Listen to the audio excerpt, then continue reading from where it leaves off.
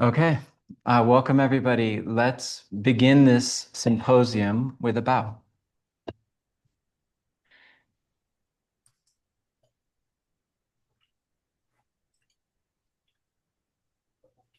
So welcome to the Wisdom Tradition Symposium. My name is Ben Williams. I'm an associate professor as of this year of yoga studies and also the program lead for the MA in Yoga Studies here at Naropa University. And yoga studies is a part of Wisdom Traditions, which is our name for an umbrella department that includes an MDiv, it includes a BA in Religious Studies. And this is our Wisdom Tradition Symposium. And I wanted to say a little bit about the symposium before I introduce our guest, Rory McEntee. McEntee. Nice. Um, the symposium was born organically from a recognition that the faculty in wisdom traditions are doing a lot of really cool things and amazing things.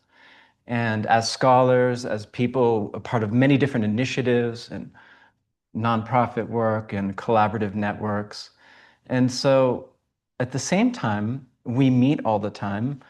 Uh, Naropa loves meetings, and it's kind of a point of grief for some of the faculty because there's a lot of administrative service. It's just a part of our culture. And so we rarely get to actually learn about the depth and profundity of what were our creative lives. And every now and then we get like a little glimpse of it. So initially, it was just for us to use a department meeting time to not meet and to just share our scholarship. And so we had Nathaniel as our leadoff scholar sharing some of his work on Reb Zalman and this extraordinary thing that he did. We had Phil Stanley share this amazing paper that he's been working on for many, many years that he had recently published. It was 70 pages. It was kind of about ethics and the roots of mindfulness within the Buddhist tradition. And today we have our third Wisdom Symposium, and I'm really happy to introduce a friend of Naropa University in the Wisdom Traditions Department, Rory McEntee. And I'll just share a little bit about Rory, and then I'll invite him and he'll give us a talk. I think the structure will be speak for like 35 minutes or something, and then we'll have a chance to have discussion. So Rory has a PhD in theological and philosophical studies in religion from Drew University and an MA in applied mathematics. Interesting pivot. He has experience teaching both religious studies, theology, and teaching math. And he even was a vice principal for a secondary school.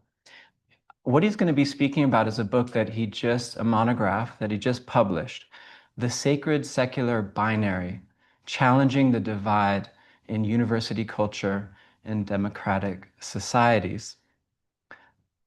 In addition, Roy is the president and executive director of the Caris Foundation for New Monasticism and Interspirituality.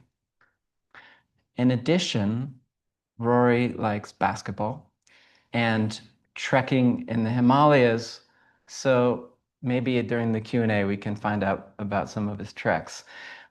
We shared as a part of the symposium a piece that Rory wrote.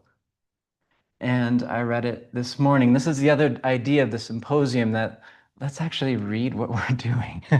Let's actually learn from each other. Let's help build an intellectual culture here at Naropa University. And the piece is really extraordinary. It's a part of a panel that happened at the AAR on theology without borders. And this is a group of scholars who've been doing a lot of work. They've had many meetings. There's an edited volume.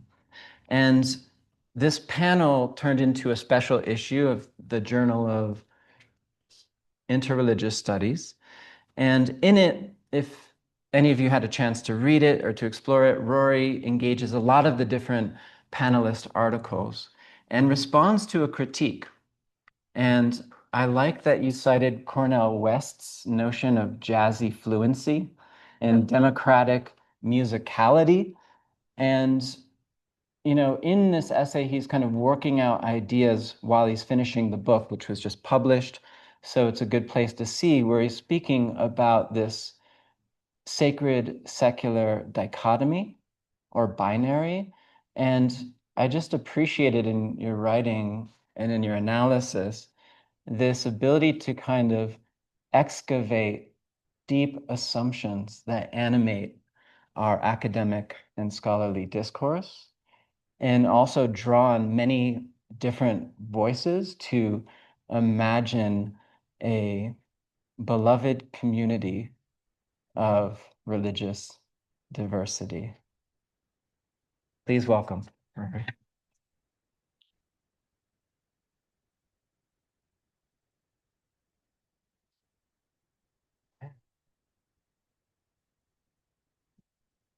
Oh, let me pass this too. Yeah.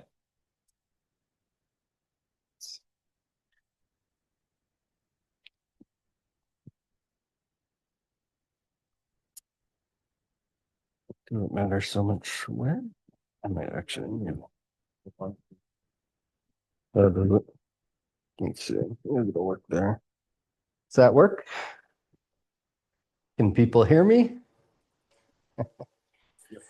Okay. Um, thank you all for coming. And first, I definitely want to just express a wonderful thank you to Naropa University and to Dr. Ben Williams and Pierre Natano Miles Yepes. It's very much like my brother. But it's so wonderful to be here. I'm continually so impressed with the Naropa students, some of whom I've gotten to know and continue to get to know better.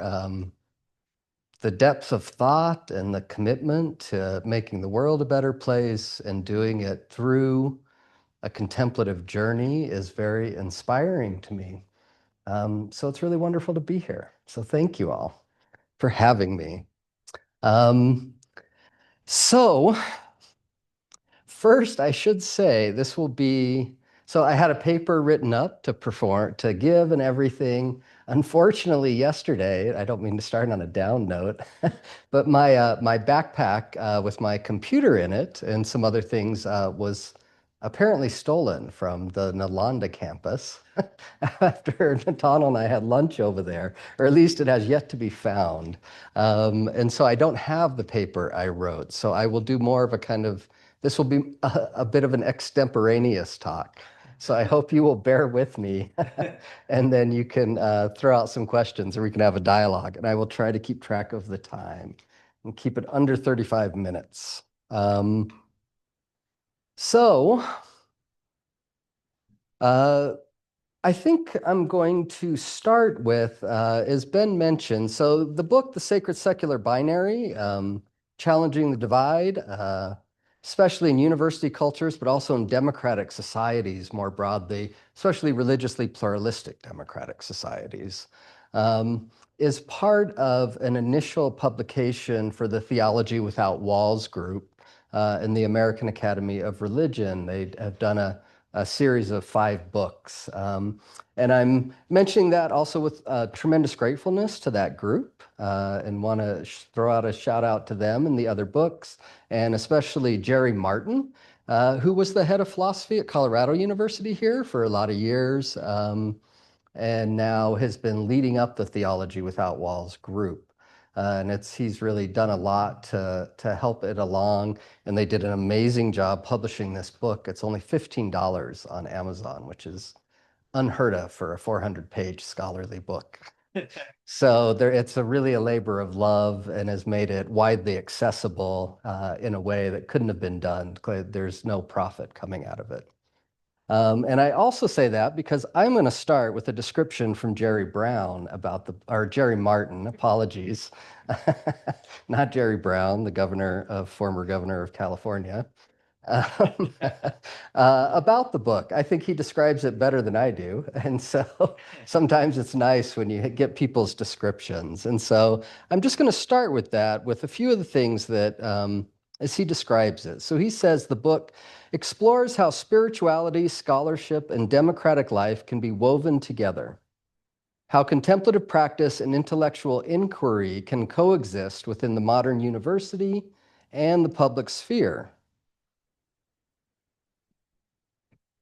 The book invites readers to reimagine how the sacred and the secular can coexist in modern life. Drawing from contemplative traditions, philosophy, and decolonial thought, it explores how universities and the wider world can become spaces where spiritual depth and intellectual rigor meet. Rooted in the vision of theology without walls, it calls for a new kind of pluralism, one that honors diverse ways of knowing, bridges spirituality and scholarship, and cultivates a more compassionate, contemplative democracy. And the book makes a compelling case for the importance of including multiple ontologies as the basis for academic study, even in the secular academy and to our public conversations in a pluralistic democracy. And so I think that's a wonderful description of the overall book, and I will try to help take us through some of the arguments that get me there. To ultimately this vision of a beloved community of religious diversity that respects a multiplicity of ways of knowing and being in the world and recognizes the kind of subtle and implicit work that our assumed idea of the secular performs today. I think we're actually already in a world where we do have different ontologies. By ontology, a kind of our view of reality, right? A view of being in the world. And we're at a current time where a certain view of reality has become more or less hegemonic under the guise of a secularity. And in that case, it becomes colonial. And so let me kind of take you through a little bit of how I argue this in the book. And so, we can look at where this sacred secular binary comes from, right? So the kind of religion-secular divide, many scholars have written about this, can be seen as sort of the fundamental category of modernity, right? This was the break in the Enlightenment that happened, that brought about the world where we could explore science, have universities that aren't just trying to establish religious thought and make this kind of sophisticated break between overarching religious authority and the ability to think freely, right? And explore as human beings. So I think in its initial instantiation, it does very good work. And it really gets instantiated first in the founding of the US, or at least a lot of scholars trace it to there, where you kind of have a constitution and a democracy that tries to make a separation between church and state. And so all of this is happening in the context of Christendom, right? Of overarching Christian religious authority, and with a sort of assumed superiority of Christianity, even in the midst of this sacred secular, religion secular divide, right? Even Supreme Court cases up to in the 1890s are quoting the Bible as the reasons for certain judgments. So there was a separation of church and state, but there was also an assumed Christian superiority, of course, as well as white and Western and male superiority that we are continually trying to come to terms with today. So this is the context that the break comes in, but it's also no longer the world we live in today. We do not live, Christian nationalism notwithstanding, but it's not likely to succeed because the vast majority of people are not in favor of that anymore.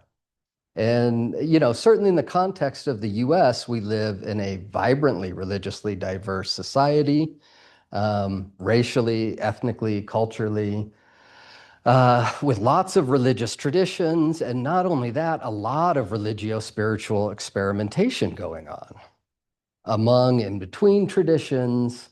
And so the basic question I want to ask and conversation I would like to get started is, if you were looking at a sacred secular divide, there's something here. Separation of church and state is important, right? We don't want anyone using the coercive power of the state to force people to be a particular religious tradition or a particular religious persuasion. That's important. Um, but when we use secular in the context of the church and the state and the coercive power of the state is different than we use it in the context of a secular university. And right now, when we talk about a secular university, I think, so this is one of the points I make in one of the beginning chapters, is that these are two different things, right? And one of them, the secular university, is kind of taking power from this idea that we need to divide between church and state, I believe, to kind of, and I don't necessarily mean in a devious way. You can understand how this has happened. So even though I may talk like that sometimes, not really. It just, this is the natural course of our history, right? Um, but it instantiates now a very particular worldview, and I would say an ontological orientation, a view of reality as hegemonic. And that doesn't make any sense if you were just starting with the context of religious pluralism. Not only religious pluralism, but religious pluralism in a very pluralistic democracy. And so, one of the ways that's instantiated is the kind of view that social construction is the be all and end all of human existence, which I would say has almost a hegemonic authority in our university life today in the humanities, right? And so this is, you think of a Judith Butler or a Jacques Derrida or a Michel Foucault, right? The kind of prophets of the academy today. They're all considered secular, right? But what do we really mean by secular? So this is like, what do we mean by that word? And also, what do we mean by religion, right? You can't define secular, not religion, unless you're also defining religion. And so today we also have in the academy a lot of, it's become a cottage industry, right, of sophisticated critiques of the term religion. And we know as we go back in our history, this is an English word that was based on Christianity as the exemplary example, and then applied to human religious formations all around the globe, right? Through coloniality, through gunboat diplomacy, there's fascinating work in the academy deconstructing the very term religion, right? Which when we think of a religion, we think of a lot of times basically a structure that's based on beliefs that can't be proven, is confessional, and kind of a membership society where everyone confesses or believes the same thing. So that works for Christianity. It works for some other traditions. Doesn't necessarily work, especially as we move more eastward. Or at least, it didn't used to in the pluralistic context of India and China. This kind of idea of religion didn't make a lot of sense. There's actually a fascinating book called The Invention of Religion in Japan. And, it's like US gunboats showed up outside of Japan, gunboat diplomacy. They sent I'm going to get the dates wrong. This might be the late 1800s. They send a letter to the Japanese government. One of the things they say in it is, we promise that we're not trying to take over your religion. We're not trying to evangelize. And the Japanese are like, what does this mean, religion? We don't understand this term. We don't know what it means. And even today, my understanding is, I haven't been there, but others who have been in Japan have told me, if you tell people, they say that they don't have religion. This isn't religion. Like, that's what you have. That's what Christianity is. So this is an interesting, it's an interesting twist and clearly, like, Hinduism didn't exist. That's a term we applied to everyone in India, right? They had lots of different traditions. And it's a term from when the British took it over, So it's not that there's nothing to it, there are different religious traditions, but they don't always necessarily look like we might define a certain kind of Protestant or evangelical Christianity. And we know that this has been applied to it. So as the term religion gets deconstructed, and some scholars also deconstruct the term, its co-constructed term, the secular, because they're based on each other. You don't know what the secular is if you don't know what religion is. But as I read this work, I found it so fascinating. Every scholar I knew that did this stayed heavily, almost militantly secular, right? So they're deconstructing the idea of the secular, this hard kind of idea of religion, but they're militantly remaining secular and policing everyone else to remain so too. And usually because they do critical genealogies and it's the kind of whole Derrida, Foucault, Butler line. Um, which posits, as I was saying in the beginning, an ontological orientation or a view of reality where social construction is completely encompassing for human life, where nothing exists but social construction. So there's a kind of flatland view of reality. I think that's fine. I don't have, it's not my view. I don't agree with it. I don't mean, and I think amazing insights have come from this work, necessary insights, but I think it's one view among many. And what I very much contest is the desire to make it hegemonic and to kind of force it down everyone's throats as if there isn't something going on here. Then it devolves into religious fundamentalism because it's essentially a religious view. Why do I call it a religious view? Well, in the book, I look at, I think John Tatomanel, wonderful scholar and deep thinker, has a great definition of religion that I really resonate with. And so he sort of defines religion as involving both a framework, what he calls an interpretive scheme, and then practices, or what he calls therapeutic regimes that are meant to kind of instantiate the religious framework in the body, heart, and mind of the practitioner, right? Um, and one of the great advantages of his definition is that you can then begin to see that religious work is done everywhere, not just in what we think of as religion. Um, it happens in what we call secular all the time, but this gets slipped beneath the radar screen and it's kind of sublimated into our consciousness as if it's not happening. Like, there wasn't, most societies throughout all of human history didn't make this divide, right? A lot of indigenous religions or spiritualities will say, we don't have religion. Neither do we have a break between a secular world that exists somewhere, some religious world that exists over here. Everything is spiritual. We have spirituality. The whole world is embodied with spirit, and our consciousness can't be utilized outside of that, right? This is how most human culture has gone forever. And again, I think the break did good things. We've learned more, but it's a different question now. We're no longer in the context of Christendom. So what would it look like if we were trying to think through a sacred secular divide today in the context of democracy as well and religious pluralism? And democracy becomes really important here because, the universities don't exist in a box. They're part of a society and they play a role in that society. And we live in a democratic society that is having serious struggles right now. And I think part of those struggles is because of this sort of fetishized religion secular divide that we have brought with us into this world that's no longer serving us in the way it did in the past. And so on our public sphere, kind of the abjected worst forms of religion appear as the most loud and dominant. And with respect and a kind of broken heart, a lot of what passes for Christianity today doesn't seem to have anything to do with the teachings of Jesus. But it's the form of religion that we see in our public sphere, battling with this highly secularized discourse that is itself very moral, self-righteous, has a view of reality, has practices meant to instantiate people into that view of reality. For all said and purposes, is his own religion and kind of a religious fundamentalism. And there's a reflection of each other that they model and make everything highly polarized with no capacity for dialogue between them.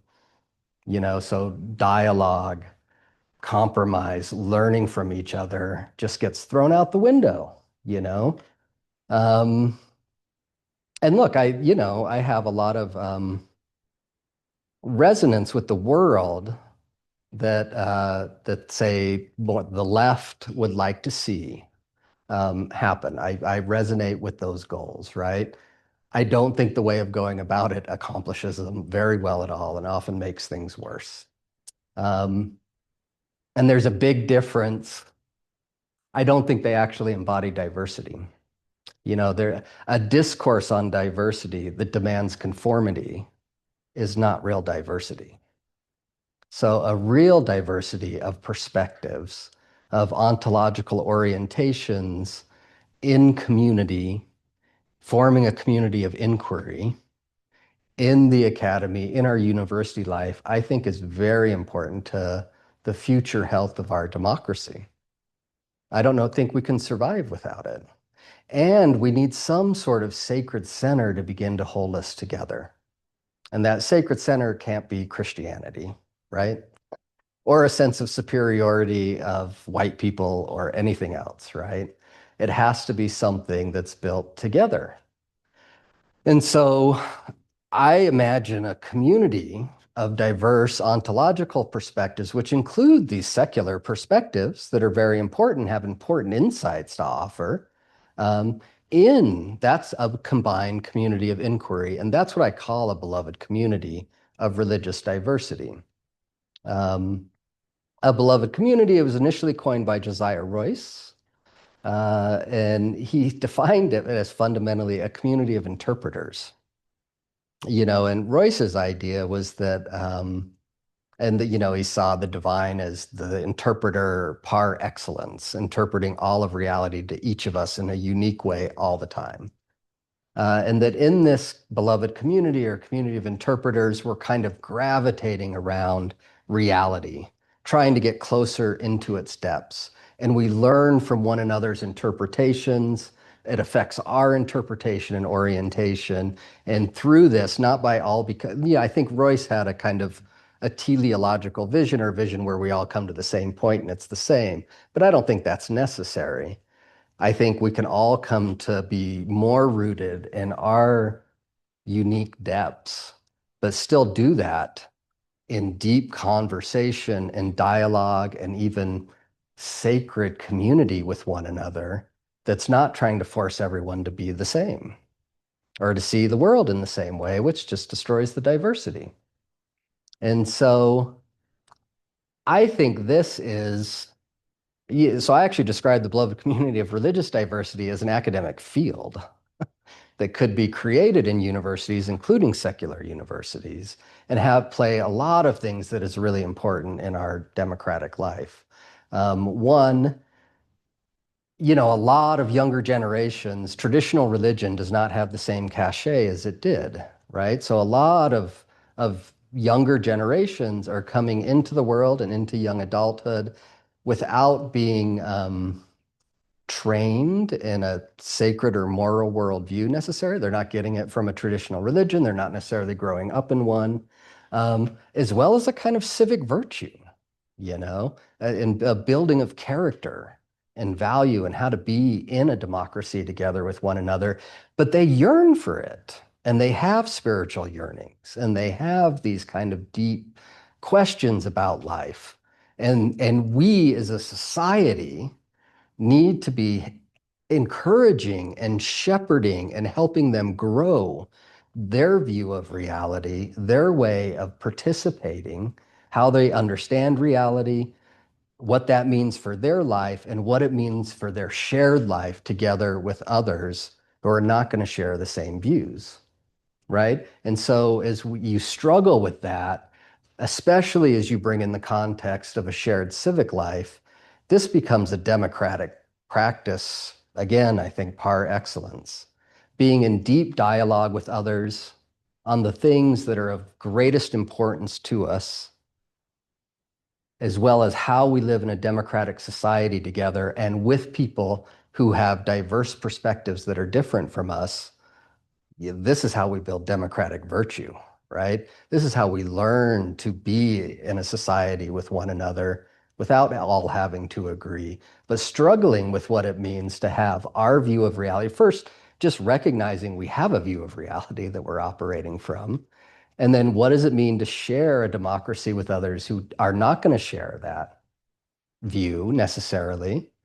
Um, and learn to reflect on that. What does that mean for me and how I am going to participate in a larger society without demanding everyone agree with me, right? And as you work that view out, you build democratic virtue and democratic character. So these are some of the arguments I have in the book, and I look at, I just continually hit this same sort of fulcrum or this point from a lot of different perspectives over and over and over. From political philosophy and the arguments of the separation of church and state and why certain discourses don't make sense in a university because, so say in a university life, I'm Catholic, right? Christian, and I think everybody else should be Catholic Christian. And I'm doing classical theology in the Catholic tradition. So I'm writing for other Catholics or to try to evangelize others. But really, my thinking and writing is for others who share the same beliefs as me. And we kind of share a membership community together, right? So it's naturally exclusive. Now, this makes sense. This could, in a Catholic university, that's fine if someone's going. In a secular public university, this doesn't make sense, right? But a community of inquiry that's not exclusive and that's open to people with ontological orientations from all different walks of life, being in conversation, scholarship, dialogue together, there's no issue with that.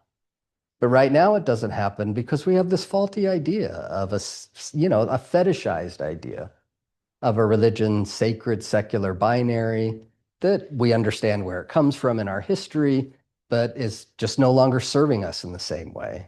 I mean, I think it definitely helped democracy before. It's very, very questionable if it's helping it now, and in fact, not actively harming it. And in its place is being substituted its own kind of religious fundamentalism that I'm forgetting the word I want to use, but you know, costumes itself as secular. But for all purposes, it's a religious persuasion, the very particular view of reality that most people don't share. A lot of people in the academy share it.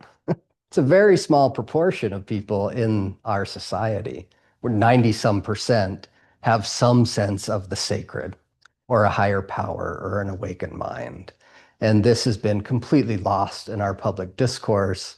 And we're failing our younger generations who need the space to explore what a life of meaning and value and depth means for them and translates into the context of their shared democratic lives and civic virtue with others who will not share that same view and get to work that out in a classroom and in a community of inquiry, if you end up being a scholar, with others who don't share those same views. That sort of forces you then to at least begin reflecting on what it means for me.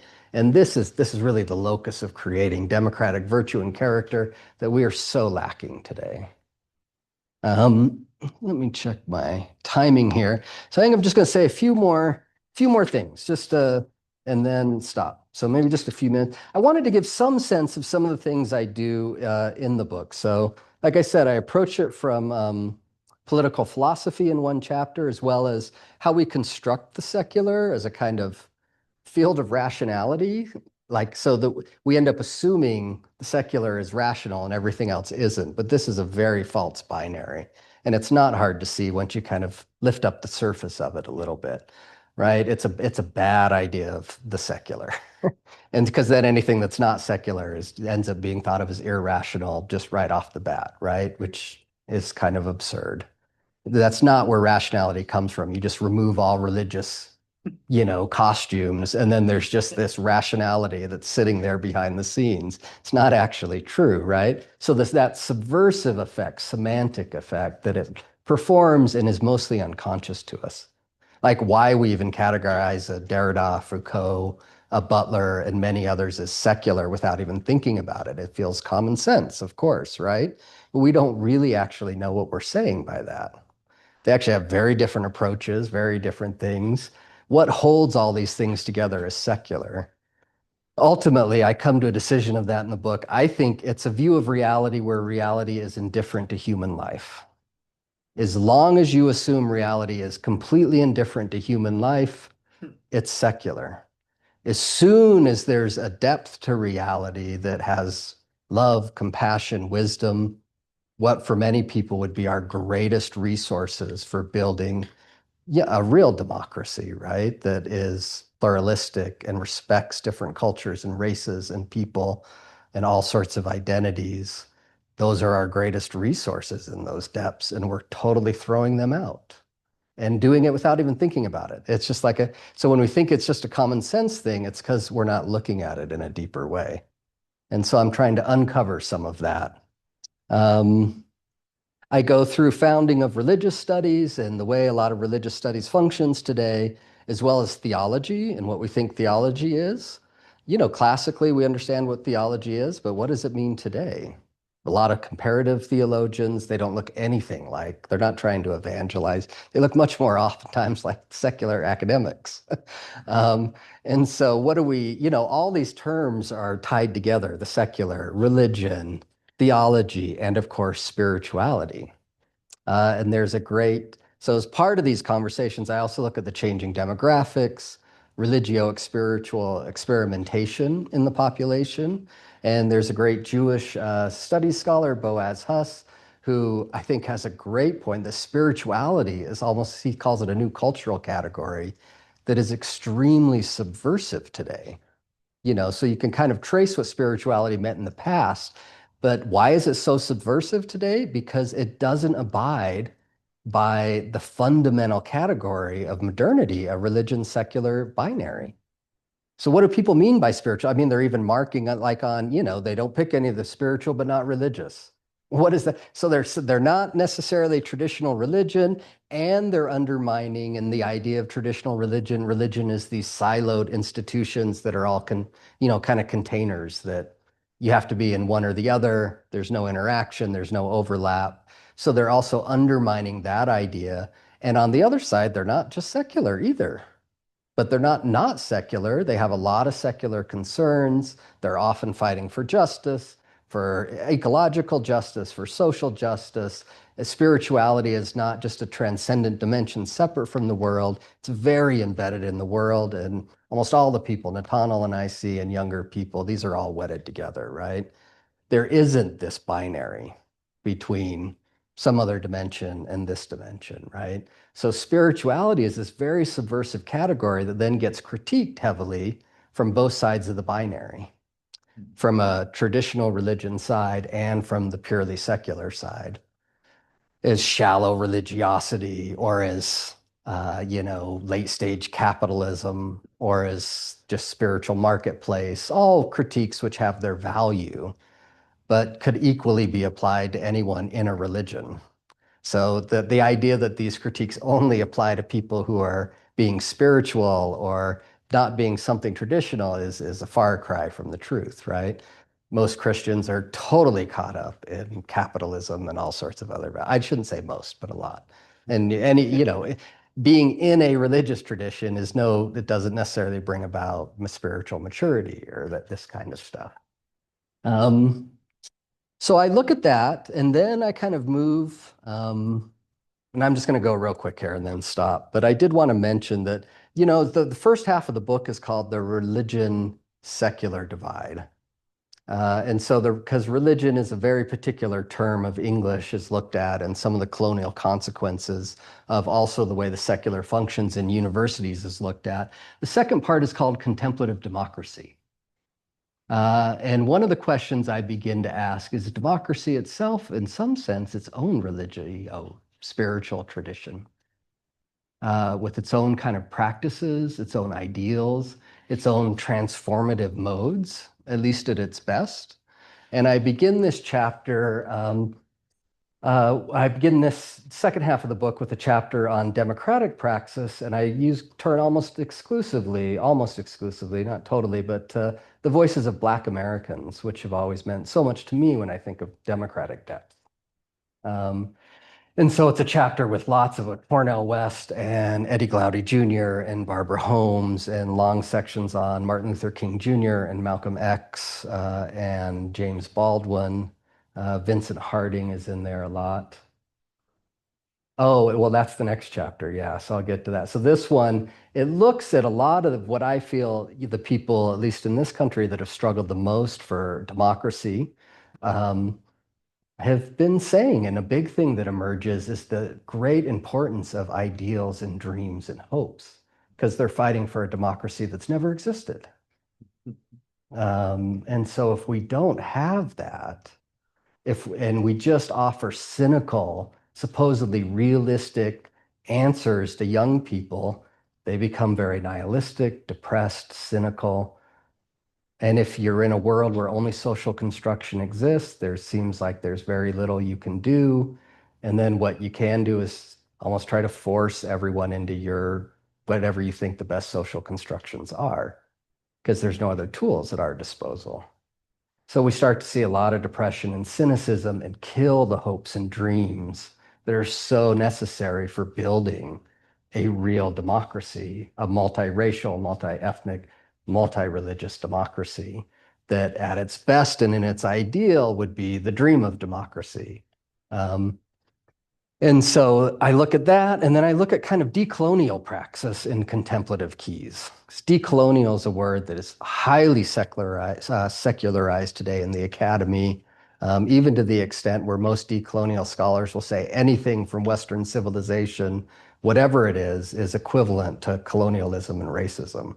So you have to just throw out anything from the West. And if you use any ideas from the West, including democracy itself, it's colonial and racist. So that's one approach. I take a different approach, and that's the approach that there are good ideas, and that and in our ideals, we have wanted to do these things, and it brings up a real question that I think a lot of us should look at, which is the problem of living into our ideals. Why do we fail so often?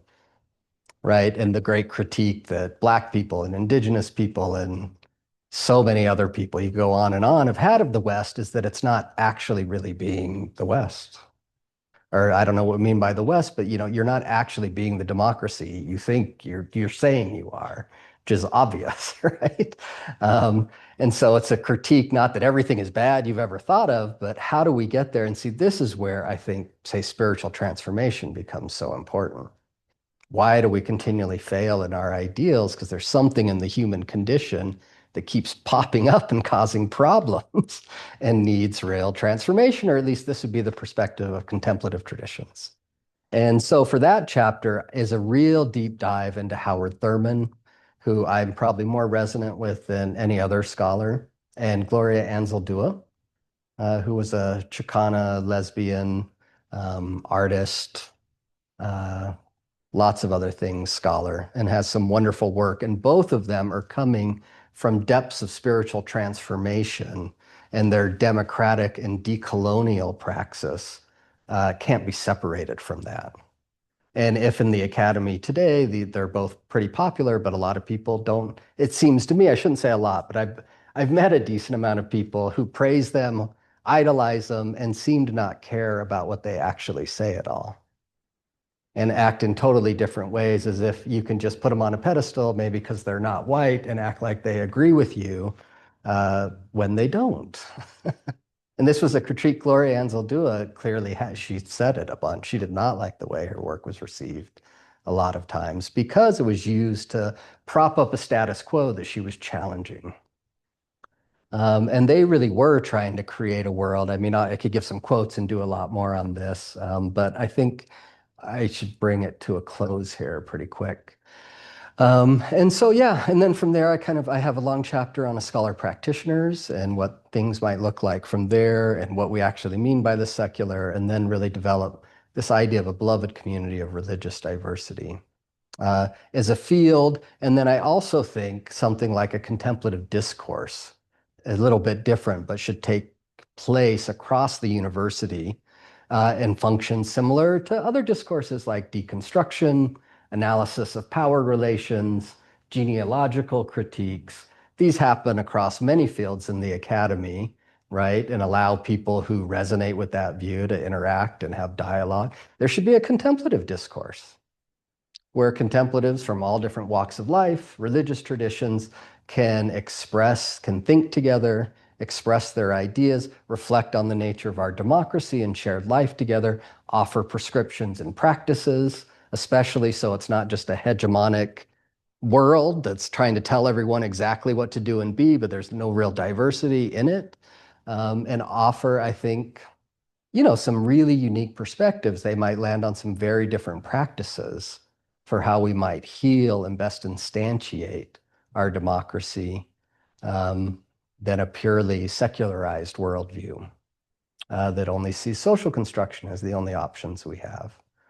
And I'm tempted to just keep going and going, but I will stop and maybe just for fun, because I love him so much, I had 2 or 3 or 4 quotes from Thurman I wanted to use. One of the things Thurman so wonderfully talks about is how what he discovered in the depths of spiritual and contemplative life was his sole mode of resistance to oppression. It's what allowed him to find a place beyond all vice and virtue, beyond all the structures of the outside world that could be affirmed, and to not have to take in the toxicity and inferiority of a highly racist society, and allow him to continually come and work in the world from his own moral impetus and the depths of who he was and the deepest roots of his being. And this was how he navigated the world and found that in those deepest roots, all of our deepest roots are there and interconnected. And when he found that place, he could restore any distorted relationship where there was an imbalance of power relations, whether those were racial or social or economic.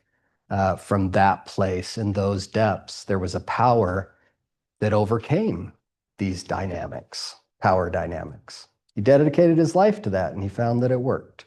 And that through repeated spiritual depths and experience together, people could overcome that which separates us. And that's where a true kind of democratic society is born, I think. And so it's a final thing, just because I love this quote so much, I'll put it together.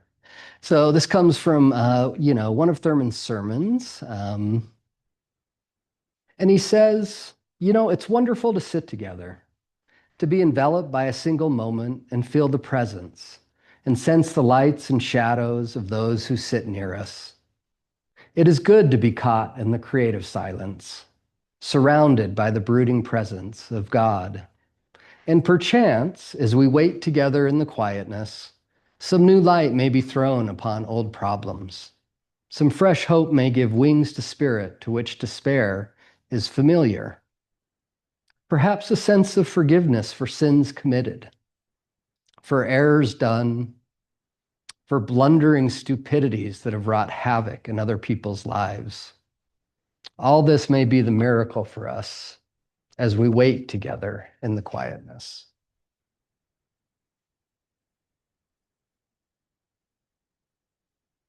So thank you. Some questions. So yeah, we can open up to questions. Maybe Nick, you can navigate online, but does anyone here in Albert? Jihan? Yeah, hey, nice to meet you. Nice to meet you. I'm a dollar practitioner. I'm working here, but in my youth, I was the coordinator of a group called Holistic Clergy and Interfaith Leaders for Interreligious Dialogue. We met across the street from the Massachusetts State House once a month, and to create, this kind of civic society. So I feel like I've been connected in a way to some of these ideas.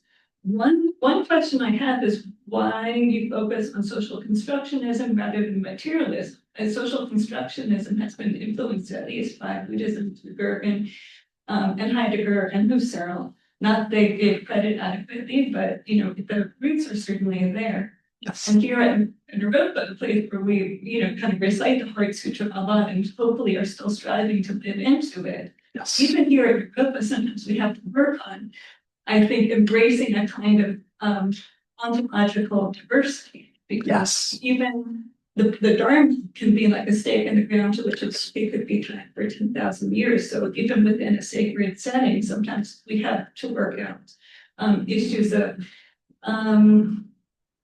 pluralism. Yes. And that also reminds me that just before coming here, I was in correspondence with Ellie Pierce at a pluralism project. They've been doing this great work on common ground to lift up the promise that we have within our changing landscape of religion in America. To say here, when we really encounter diversity, we get to a place of pluralism, which is not just kind of sharing the same neighborhood, but actively engaging with that. Yes. And engaging with it in a way that allows us to have differences and be in the authenticity of that and still share the same table. Yes. So I definitely can see where you're coming from with your critique of the materialist set of some universities. When I was working at Tufts, Dan Dennett, the consciousness researcher. Yes. But these universities end up saving civilization. Yeah. Democracy is looking at you. Yeah, just a little bit, right? No, thank you for that. I don't disagree, and I should make so I think I talk about both in the book. So materialism as well. I think there's a place for the hard sciences, very important. So that's one world. I think there can be a combination and crossover, and that's a larger discussion. But I'm primarily focused on the humanities. And in the humanities today, I find that, what we think of as secular is very particular, right? And there is a kind of hegemony of the social constructivist view in the humanities, very strong today, at least in my experience in the academy. And I repeat this over and over a book, and probably it was more nuanced in the paper I wrote and is in the book. But it's not, I don't have an issue with that where I continually say, I think there's absolutely necessary insights that come out of these discourses that are extremely important. Just for me, they're not sufficient, necessary, but not sufficient. And I have no problem with someone who that's where they're coming from. I mean, these are deep thinkers. They want to do good in the world. So I think it's an absolutely important perspective. My argument is with a play for hegemony, and to say other perspectives aren't valid or shouldn't be here or have to conform to this worldview to even be part of the discussion in the first place. And I think that's what happens in the secular university today. Not in all spaces, but if you're going to a secular university, that's how we think about it. And so I think we really need to expand our view of what we mean by that and recognize, which you are clearly, the universities are our locus of professional thinking and educating in a religiously pluralistic society. So what role should that play in the society? So apologies if I was a little uncouth in the way I described it, or I'm trying to make it into a boogeyman. I'm not. I'm expressing maybe some of my critiques from where I come from as a contemplative, that I think there are depths to reality and that these are where our hope is for a good democratic future. But I think people are going to have different views and come into it in different ways, and we can all learn from each other. And I want the space for us to all be able to do that. Yeah. So.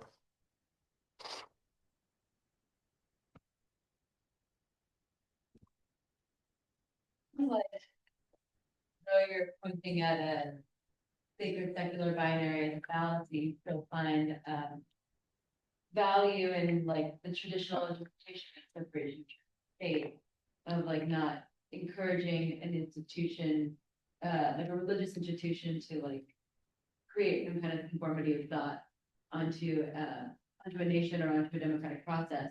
And that you're further, I just want to be sure I'm understanding, and the further critique is that like that's currently happening in our democratic process, even though the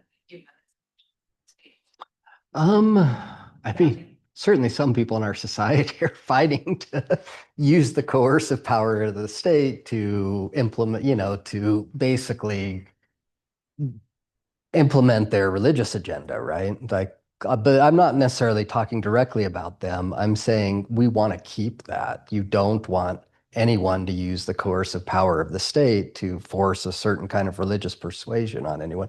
Otherwise, you're not in a free-thinking democracy anymore. And at a university level, you don't want to walk into a classroom where someone is trying to evangelize you into a particular version of Christianity and encouraging the students that they're all going to go to hell if they don't accept this view, right? We don't want that. Or any other tradition or any other view. Um, and so I think it's important to maintain that boundary. But what I'm saying is that need doesn't translate to how it actually functions, how the secular university functions today, and how we actually think about the secular, that we use that as a boogeyman to actually hold up something different, right? Does that make sense? And so we're exploring, clearly we don't want those things happening. But what I'm saying is to not have those things happening doesn't mean the same divide that is actually happening today between the sacred and the secular. Having sacred perspectives in the university is not the same as people evangelizing you into a particular religious persuasion. In fact, I would argue that is happening under the guise of secularity today. Um, does that answer the? Yes, and I guess a step further that I'm curious about, like, do we tend to do that in our secular lives as well? Do we try to like evangelize logic, like outside of the religious sphere that are pushing our logical agendas onto other people through this and allowing us to do that, and is having that sacred secular separation when we're not Yes. into Yes, I think so. I think that's exactly what happens. And I think one of the great, I didn't get to mention this, but John Tatominal uses this and he does his definition of religion.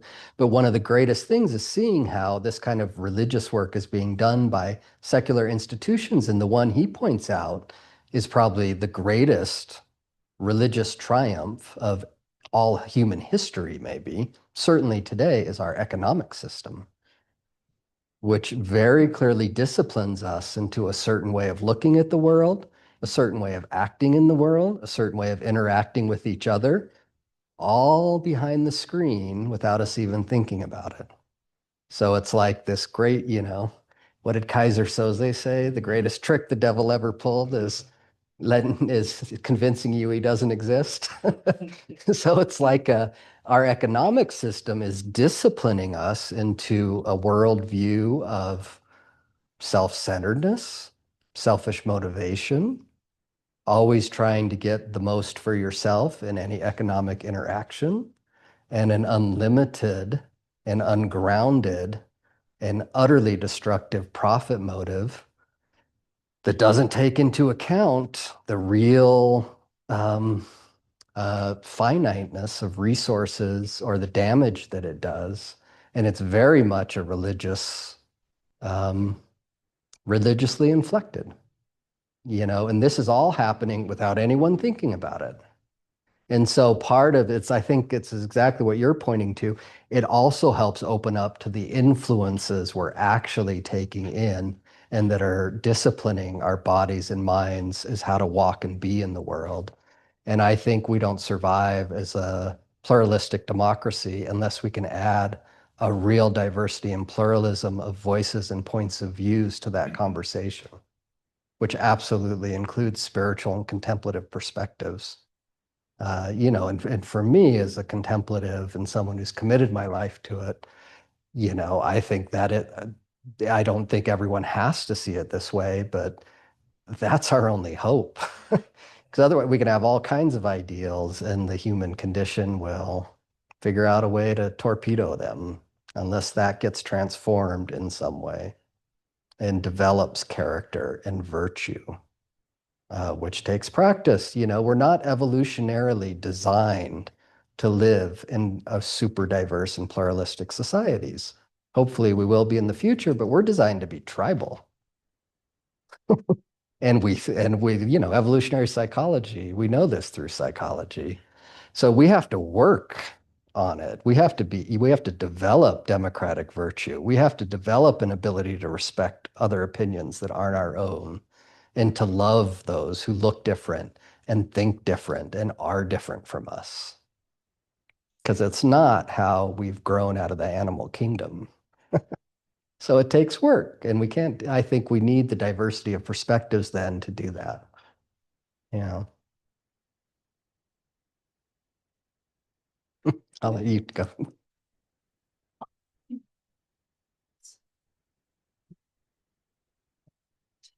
The ancient years that I went to college. And one of my colleagues pointed out that when you look at a skyline of a civilization or of a culture, it tells you a lot about what they value, what the meanings, what the ethical codes are, how people are orienting. And it was really interesting. A different colleague had said when she was probably in her 70s or 80s at this point, and I just adored her. She was in China, and she said, you look at the skyline, and it's all high-rise buildings. At this particular, I think it was Beijing, or I can't remember which city, but she said clearly it was financial buildings. So sort of to your point, so building on that. And I think the interesting thing is that she said she turned to someone on the bus because we were all studies too. And she said she turned to someone and said, "Oh, what do you leave?" Like, and she said, "Oh, you leave the Bank of China." And whether it was a translation, I don't know, but I remember Gibson was her name, and she reported this back. And I just thought it was so interesting because it's to your point. I think no matter what, humans are going to want to make meaning and have values embedded. And so almost you can't have a secular sacred divide in some ways, because I think being human, there's at least this is like what I observed when I studied religion is that I just think having a human heart, and I think I include animals and trees, my name, but I think that to me is the distillation, and sort of to make it even more current. I went to the contemplative education 2 ago, and Judith Zimmer Brown studied at this university. She was saying we're in this time of mindfulness, and we need to move to heartfulness, because there's actually been a lot of critique of mindfulness. It's a great start, and I think it's extraordinarily important. So I'm a huge proponent, but I really love that she said the next step is, and it makes me think too, when I teach the each cultures and sort of shift in time, and I feel like maybe the feminine there is a real out of balance. There just is, whether we call it the feminine or whether we call it, different kinds of values. We don't value things like childbearing in this culture as well. And I think it is absolutely a huge problem for our democracy, because even if someone doesn't raise their kids in a religious manner, if the mother has the resources and can be present, there's going to be kindness of care. Actually, the kindness of care falls off when there's violence, struggle for resources, so not enough money, not a safe environment, not trees. So I'm so fiercely passionate looking at, for me, it's the heart, because I just feel like there's so much science coming out of our institute as well, that our heart has a huge field. And if you look at every religion and you take away human violence and all the disagreements, I feel like they cultivate the needs of the heart. So I am really passionate to really do that in the culture, even if people that say they're religious or spiritual, or even usually everyone is loves something. It's I think they love to a little worse than the healing for us. Yeah. So I'm just interested in love, and to be bring back love into our culture. Yeah. So that's what arose for me. So I'm really happy you shared, and I'm super impressed that you put out your paper and Thank you. Thank you Yeah. for bringing this topic up. No, thank you for that, because it's so important. I completely agree with you. Yeah. You did very passionate. Yeah. Basis. We would say spirituality is intrinsic to the human condition, and religion, which, obviously religion has a lot of things at it sometimes. And at the same time, I was thinking, like maybe we shouldn't idealize that kind of contemporary move towards spirituality too much, because the research of Anna Gaelic has shown that there are people, in this kind of what I'm hoping is a subversive move of spirituality who, do adopt that kind of conspiracy theories and, the sort of like strongly anti-medical view. There are some real needs for that capacity for critical self-awareness, critical reading, and those are skills that you know we need to kind of incorporate what Parker would say, the precision of poetry with the passion of space. Oh, I love that. You share that Poetry, the passion of science.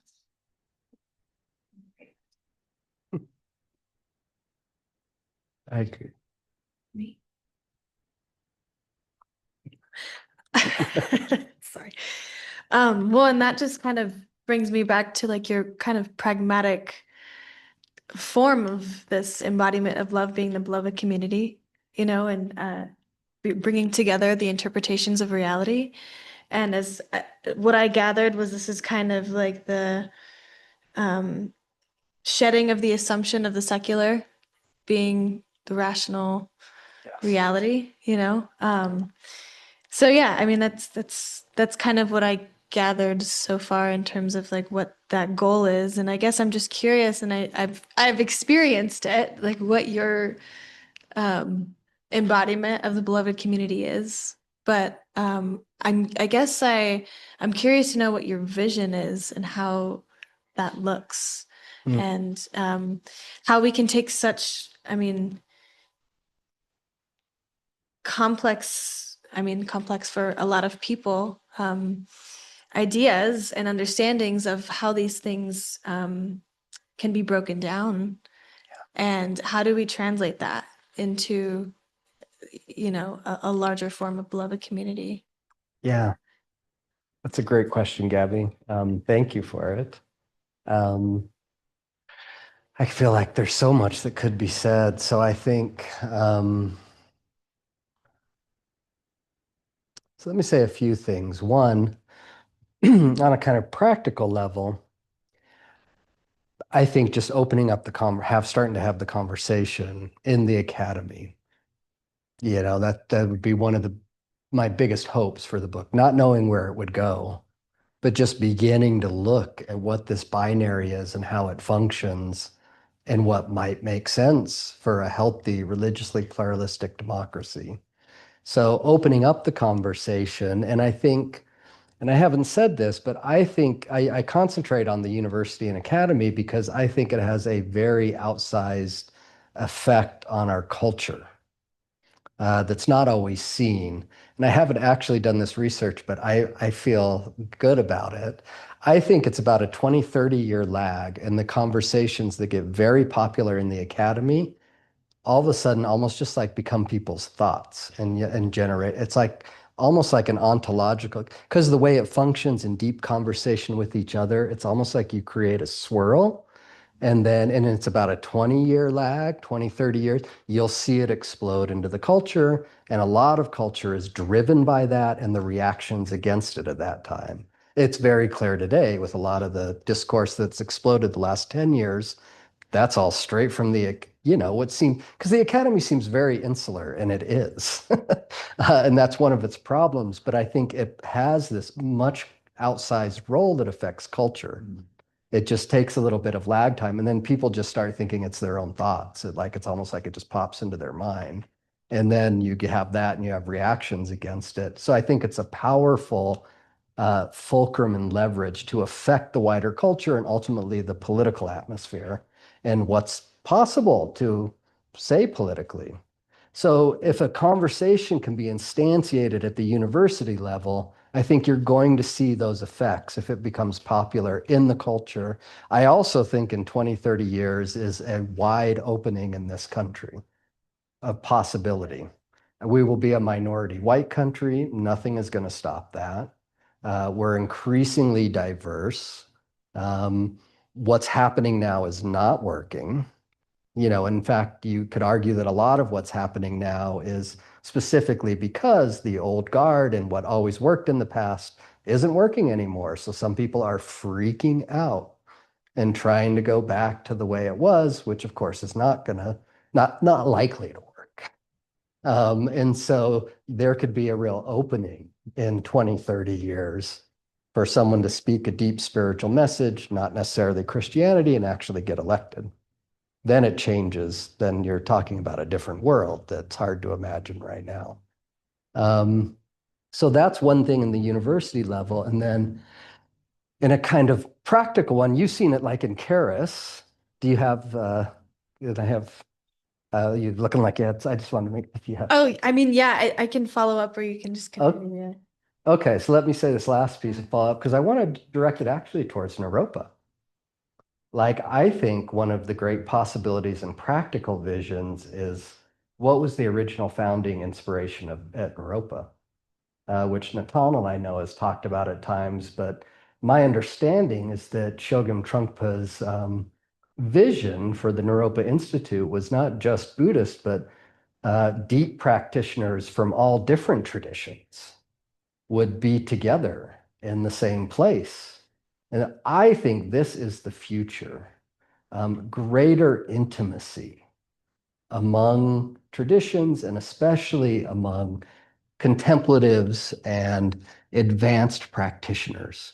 Doesn't mean they're becoming the same. It doesn't mean they're all, but you can imagine a world where you have these pockets, of practitioners, serious practitioners in all different traditions, as well as some people who might be purely secular. I mean, like some of the stuff of Foucault and Butler is amazing, right? And important. And that they're in their deep practice. Practitioners of that. Exactly. That's what I say. Yeah. And so, affecting each other in dialogue with each other, teaching together, building their communities in proximity of each other for this purpose. I think that's the future, and that's a very practical vision that could happen. We've talked about it with Keras, or even doing a Keras Institute based on that. And it's lovely that it was also the original, vision for Naropa. I think that's a powerful vision. And I think if it could be brought together, I think people would flock to it. I think younger generations are yearning for it.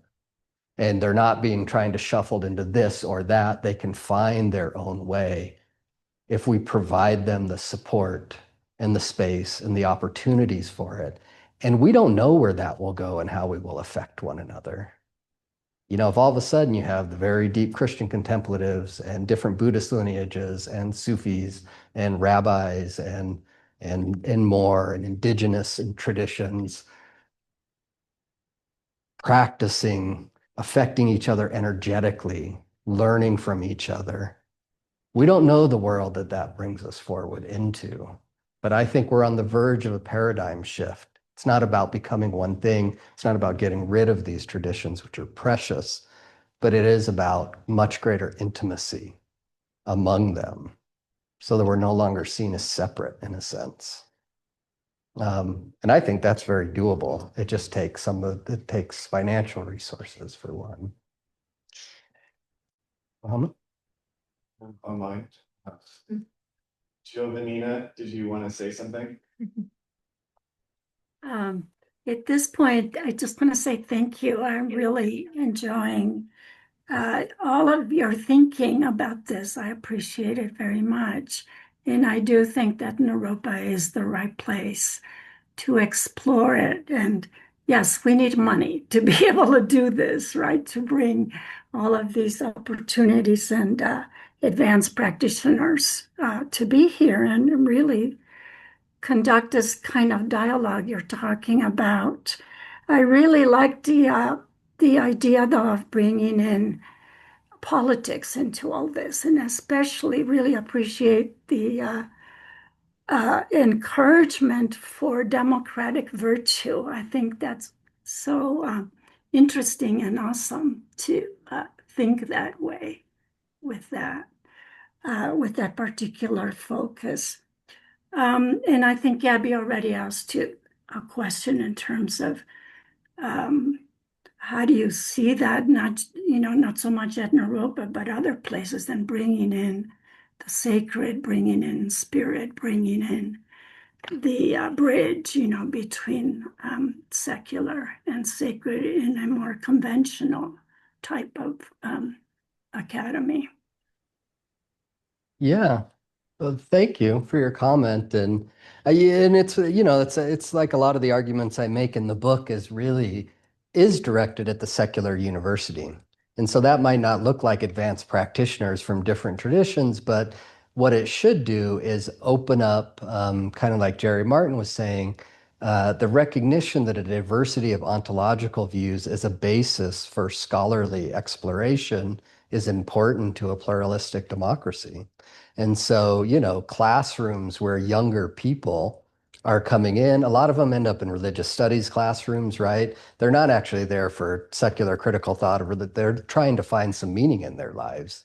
So that there's classes that younger people can go into where they are exploring what is your view of reality in dialogue with some of the great human cultures have come up with, and the religious traditions, so it's not just learning about the religious traditions or spiritual traditions or other traditions, but also forming your view of reality, what it means for your life and your meaning, and what it means for your shared civic life in a pluralistic democracy, and doing that with others who are coming from all walks of life and different perspectives and are going to have different perspectives, will naturally create a kind of not only a deeper meaning and a character and moral values, but also democratic virtue, because you're forced to do it with others who aren't all thinking the same. And so I think that's totally applicable and should be happening in secular universities. And you could have, scholarly communities in secular universities where it looks like a beloved community of religious diversity, and you don't have to conform to a particular view of reality, whether we call it secular or anything else, just to be in the conversation or to do deep scholarship. I think, deep scholarship is also in many traditions very important to the spiritual life. So I often think of an interspiritual Nalanda. Mohammed, did you? The academy will survive its courage. Oh, because of the economics. Expensive. Apparently, I have a conversation with my children about what they also ask me sometimes, what kind of future should they prepare? Yeah. Because the current academy, a significant chunk of the current academy is a skills-based sort of platform that prepares students for the industry and so forth. Yeah. But that's changing now. Yeah. Yeah. That's good. That's a great question. And I don't know. I mean, I think a lot of this work could go on like in institutes, think tanks in some ways. I don't know. I mean, I don't know I do think our universities, the administrative budgets have become absurd and should be more towards the teachers and professors. Clearly there's an economic model that's not working. But I don't know. It's not something I've given a lot of thought to, but I don't think you can have a flourishing society, especially a huge democracy like the US, without places of professional thinking and educating. and not just for how to, I mean, so that's the economic, religious disciplining of us, right? To think it all has to be about making money after. These are traditionally the values of philosophy and deep thought and spirituality and reflection and are keys to holding society together, right? It's what brings the depth in and art, sacredness, a sense of the sacred.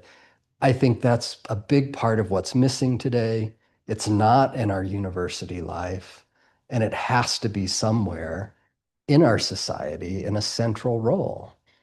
And so whether that means the university's changing to embrace it or other institutions beginning to form, it's probably got to be a both and.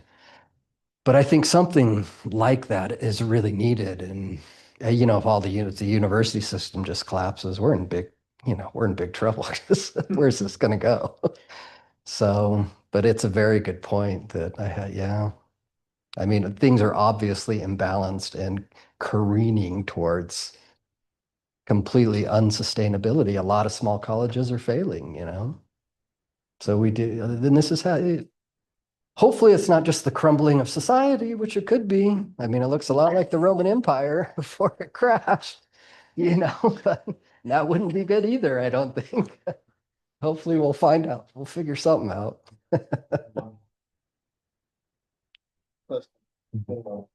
So, but we'll take one more question from needs to leave. Ron, if you want to ask a question. Yeah, thank you. Rory, thank you for the presentation and congrats on the book. I know it's been a long labor of love for you. In terms of your vision, if we could call it that, it reminded me of Ram Dass saying that the university is a temple to the rational mind. And I'm wondering, given the vast achievements of the rational mind and the richness of knowledge that it's generated, how do you propose that alternative ways of knowing than via rationality might be fostered and encouraged? Well, one of the arguments I make is that we should be looking at experience as evidentiary. I mean, the experience has kind of gotten written out of but it wasn't always. History of religions was very much used experience. And then kind of the turn to language and the turn to power in the academy is, almost totally written it out. But I think that's a huge piece is that experience should prove as evidence for the scholar. If you're not doing the experience in your own life, it's like, I don't know what you're doing. You walk into the wall and you hit your head and you can't go through the wall. Experience is telling you that's not going to work. Just ignore experience. It's a good road to nowhere. So that's one point that and I make this in the book as well, and kind of look at some of the ways why it's been critiqued and almost sort of totally outside of academia now. And I think it makes us come up with almost absurd proposals that we think are rational, but are completely irrational. And we follow them down a rabbit hole because we're actually not being rational at all in service of what we're calling a rational mind. And so I also think implicit in your question is actually some of the deviousness of what we're calling secular and the equating of our current version of secularity, which again, we don't really even know what it means, but with rationality. As if it's not secular, then it's not rational. I think this is a big mistake. I think contemplative traditions are very rational and reasonable and have thousands of years of evidence and experience to prove it, as well as people living today as living examples of compassion and love and wisdom in the world, and virtue and moral value. And that's completely rational and reasonable. I think recognizing that people in all human cultures throughout all of human history, as far as I know, all time periods, totally different religious persuasions and frameworks, there have always been people talking about some kind of transformative spiritual journey that makes us more loving and compassionate and wise So somebody needs to explain to me how it's not rational to conclude something like that is probably true. It seems to me I mean, not that you couldn't, but you need to make an argument about it, at least. So I think we are under the influence of an assumed sense of rationality that's actually pretty irrational when you actually stand back and look at the evidence. And that is all evidence of ideology and blind spots, and that we're operating according to very hard ideologies, and we're not willing to question them because we're so caught up in them, we can't see outside of it. Again, it's a religious fundamentalism, for lack of a better word. So that would be my short response. Thank you, everyone. This has been really wonderful. Thank you for the opportunity.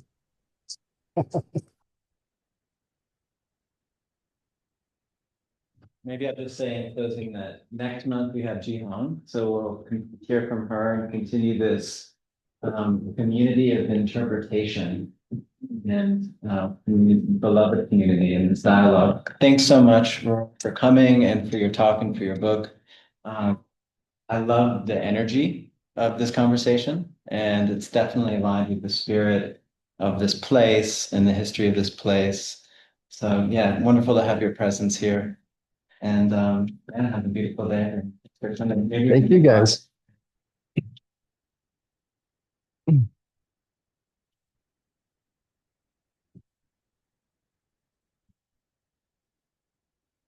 Thanks.